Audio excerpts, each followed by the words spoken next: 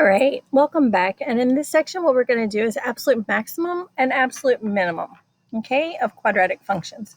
Now remember, one thing to think about, when you have a negative x squared,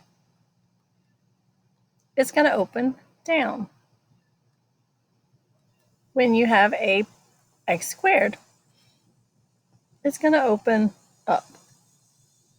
And before we get started, I want to change this problem right here, the second one, or let's change the first one to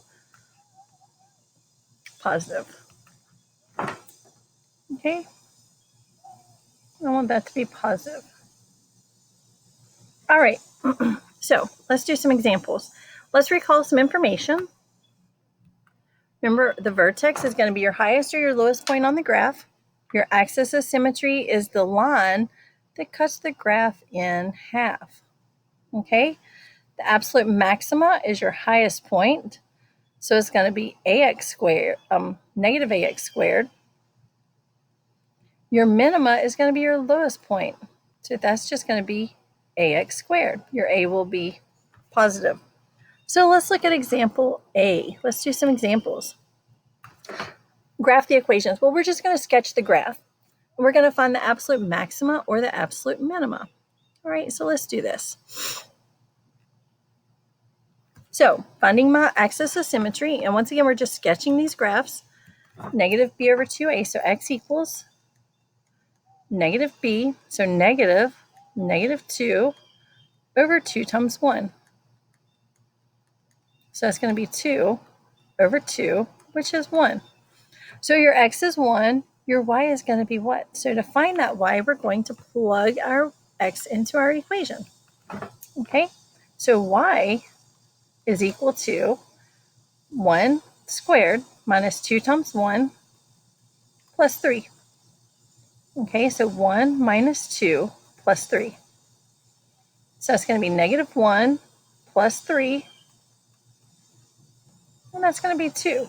So your axis of symmetry is going to be 1, 2. And is that going to be a maximum or a minimum? Is that going to open up or down? Since it's positive 1, since it's a positive a, is going to open up. Once again, we're just sketching it. Okay? And that is a minimum.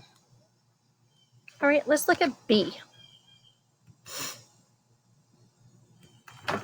Okay, so find your axis of symmetry.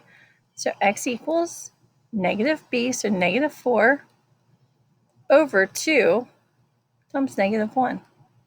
So negative 4 over negative 2, which equals 2.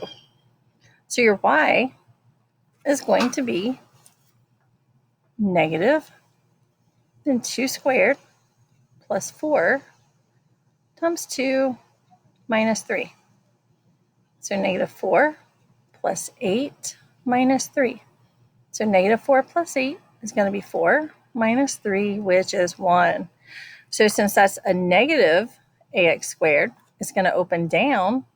So it's going to be a maximum at 2, 1. And then 2, 1. So it's going to open down like that. All right. Now for C, why don't you go ahead and pause it and see if you can do this one on your own, and then I will finish it too. Okay, for C, we have find our axis of symmetry, x equals negative b, so negative 4 over 2 times negative 2. Negative 4 over negative 4, which is 1. So your axis of symmetry is 1. So to find that ordered pair, let's look at the equation. Since that's a negative ax squared, that means it's going to open down.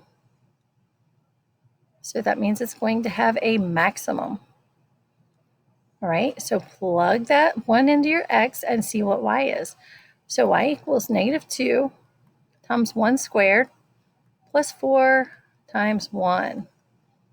Negative 2 times 1 is negative 2 plus 4 equals 2. So your ordered pair is going to be 1, 2. So 1, 2. And it's going to open down. All right. Thank you for watching, and I will see you in the next video.